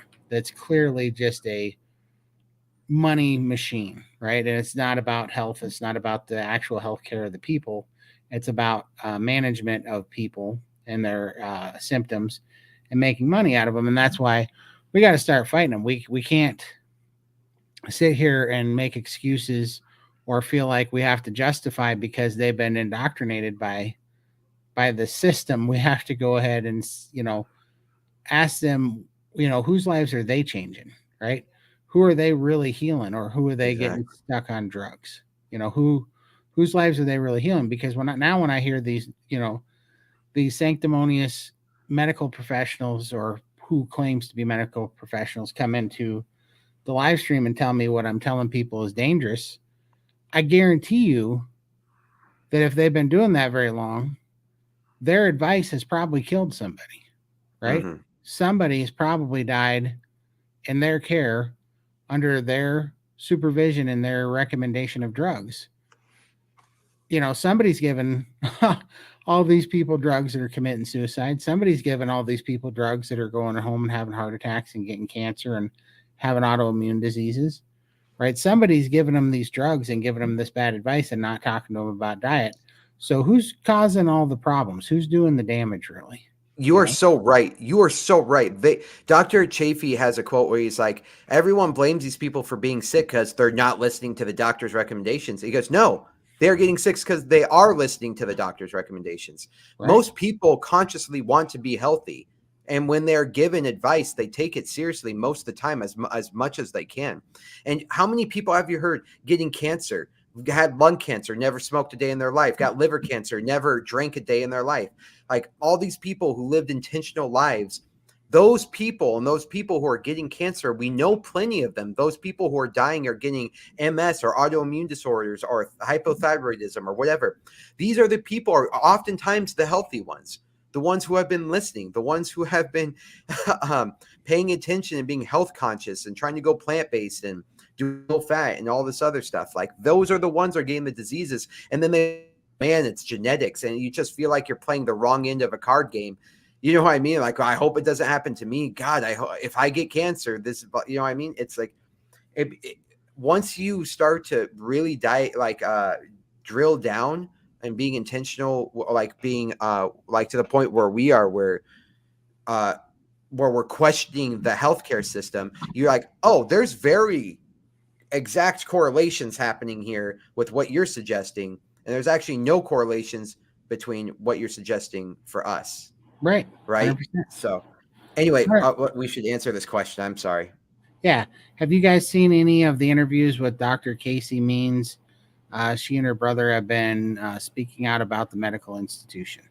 Casey and Callie. Oh yeah, dude. Pretty incredible, huh?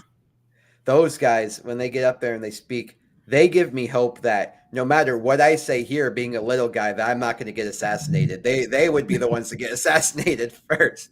You know, I mean, if they get assassinated, maybe I'll kind of hush up what I'm saying. But like, they are on the front lines. Them and Bobby Kennedy, like For sure. those guys are on the front lines for sure. They're also kind of like a vindication to us who have been saying it for a little while, and all the people who called us crazy, 100%. you know what I mean, are getting validation.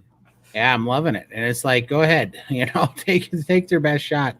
It's just going to put more light in it, like you can't cover up the truth, Charlie, SBG is a treasure chest of information, not only client to peer, but peer to peer exchange, also people helping people. 100%, Charlie. Mm-hmm.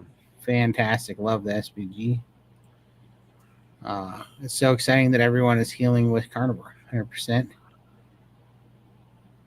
Yeah, dude. Those guys, the mean siblings, they are taking on the pharmaceutical companies. Oh man, that's scary to be taking them on. That For sure. 100%. I'll be praying and asking guidance if I should try strict carnivore for 3 months to regain mental clarity and energy. Oh man, I don't think you'll regret it. Just try to get into a group, a community, but definitely if it's for mental clarity, definitely lean heavily on the fat. Now if you haven't done high fat carnivore, you're gonna have some digestive issues, and this is why you need a community, because you need help walking through that and going through all the ideas and understanding. Because if you just jump into it and everything's running right through you and you're on the pod every day, it's going to be a little bit difficult. So, but definitely for the mental clarity, you'll want to lean on high fat carnivore. Yeah.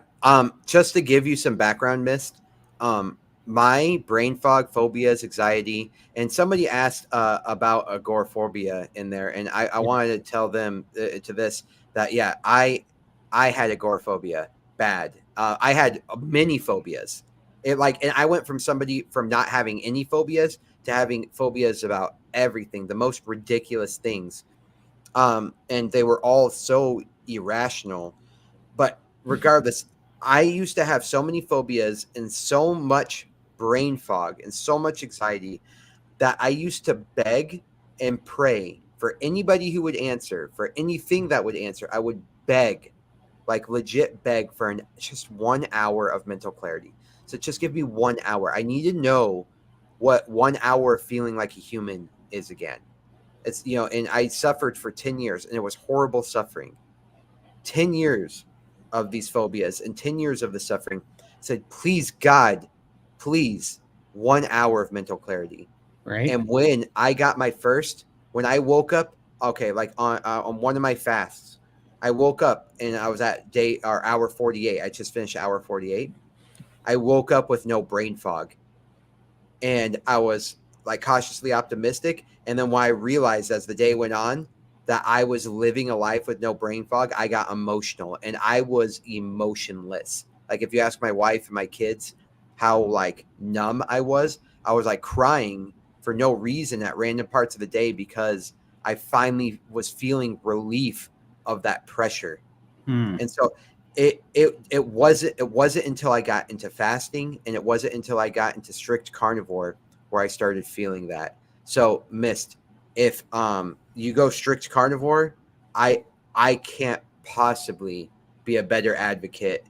I can't imagine who would be a better advocate than telling you, like, please, if you are suffering from lack of mental clarity, there's nothing else out there that I know of, and I've been through every fad diet and everything that you can think of uh, to find health, and I didn't find it until I went carnivore and fasted. So 100%. C19 recovery. Yeah, it's 100% true. And yeah, the Charlie is that he was hitting on that earlier too about how life changing it is to have a high functioning mental capacity again, like your brain working well, right? Not suffering through the brain fog too. I mean, there's so many different things on the mental side of things between handling your hormones right, not being crippled by anxiety and stress and fears and phobias and all these things, as well as depression, but also just the clarity of clarity and how quick your mind works and how quick recall is and how healthy your mind is. It's quite incredible for sure. absolutely, yeah. You had the blueberries and Right. yeah, stay away from those carbs. Yeah, they are the devil for sure. Well, man, this has been awesome. Yeah, so we just want to shout it out one more time. What we're trying to do is grow the men's mental health group too in SBG, because we want, men are a pretty disenfranchised group, mainly because they're told that toxic masculinity is bad and all this stuff nowadays. So that's coming to cost. Plus, guys just don't talk, right? We don't want to look weak. We don't want to look vulnerable, right? That's what our job is, not to be those things. So we're trying to create a group of guys where we can get our crap together. To be honest with you. So we're trying to do that in SBG where they could stick to a diet. So we'd love if you guys have any, if you guys are interested in it, if you want to come meet us over there on Saturdays, we'd love that group to grow. If you have any veterans in your life that you think could benefit from this, or any men period in your life that are just kind of holding it all down and just sucking it up. I think that are in need of some kind of relief. It'd be great to if you guys could pass it along and see if you can help them find their way into SBG so that we can start helping them. Hmm. Yeah, the first time I found SBG, it was through your interview, right? And the interview I was referring to earlier, where you were talking about priming and how you lost a lot of weight and how you healed. Um, when I first passed SBG, I ended up not joining First Glance because it seemed to be very female oriented, which makes sense because Bella and a lot of people with weight issues, skin issues, hormonal issues, things like that. And I was like, man, I'm having like a lot of men's issues and a lot of mental health issues, and this seems to be orientated uh, in a different direction. And so when Todd, Ray, Bella, Dr. Philin, they started reaching out to be like, hey, I hear what you're saying, and I think changes need to be made. It was an honor to start pioneering a place where men can feel comfortable coming on the channel, talking about the mental health issues, because I knew if I would have seen that, I would have joined instantly. So please help us get the message out to be like, hey, like we had a 10-year-old kid on there, right? The other Yeah, that's day. awesome. Yeah. And like, so we have anywhere from 10-year-olds to men who are older who are starting carnivore and becoming aware that their diet affects their mental state. And they have questions about that. How long before this? How long before that? Why does it affect my mental state? Why do I have brain fog? Why does carnivore help with this? And I wanted a place to ask those questions. And so now that there is a place that we are nourishing those types of questions with those types of environment to, like men out there with erectile dysfunction and men out there with low sperm counts and men out there who feel like they're not men anymore. Like, this is a place to come and feel comfortable talking about men's issues. Women have no problem talking oftentimes about like their cycles and other things, but men, it's kind of like, no, we don't talk about that. This is a place where you talk about it now before it's too late. You For know what I sure. mean? Like, and so anyway, thank you, Todd, for paving that path for us to be able to nourish that environment and to give men a place to relate their diet with their mental health issues, because I think that's, like you said the other day, oftentimes men aren't too worried about their health, or their, not their health, their a little bit of weight around the gut. Like, yeah, I'm a Right. little bit chubby, whatever. But what they do care about is not being able to be a man. What they Right. do care about is their depression and their brain fog and their anxiety. They do care about those things. Oh, that's awesome. Yeah, that's exactly what we want to hear, Kev. As we just need to get the word out to people because, they might be incredibly amazed what happens just in 60 days. What can happen for their mental health and on carnivore, with some good direction and kind of seeing it firsthand from people that have kind of lived through it and came through the other side. It's pretty incredible. So that's awesome. Yeah, absolutely, and I appreciate you, Chad, coming in with me on it because with your experience with PTSD and being a combat veteran and everything, that's huge. That is Yeah, huge. absolutely. And yeah, though I am a veteran, I my PTSD did not come from getting shot at. My PTSD did not come from getting blown up. My PTSD came from almost dying during a training event. So it can Mm, come from anywhere. So I mean, I used to think that in order to have PTSD as a man, you had to get shot at or you had to see some atrocious things and stuff. But what's weird is all the things I've seen, the thing that got me, the thing that put me down this dark spiral was the weirdest non-combatant thing. So, yeah, yeah, but no, I hear you, and yeah, it's just incredible. It'll be great when we start getting some feedback from some people, and the meetings are starting to grow. This is just our third one coming up this Saturday, but they are starting to grow, and we're starting to get some good feedback. And put in the chat if you guys would be more comfortable if it was a men's only meeting, or because right now we do have some women in there that are just observing because we want them to bring their husbands, and just like last week happened with that young man that came in. The mom brought him in because he needed some help, and so we want to leave that avenue open. But also, if you'd be more comfortable, we can make it men's only. So let us know what you guys think. mm, yeah, PTSD from that. Uh, what sucks is when we have a traumatic event and our hippocampus is messed up, we. And what's very weird is if our system isn't primed for growing BDNF and HGH and releasing new stem cells and growing gray matter and having proper mitochondrial function, that PTSD, those events like those car accidents and stuff, will just continue to spiral us down. And we feel like there's no way of like getting out of that black hole. It just keeps getting bigger and bigger.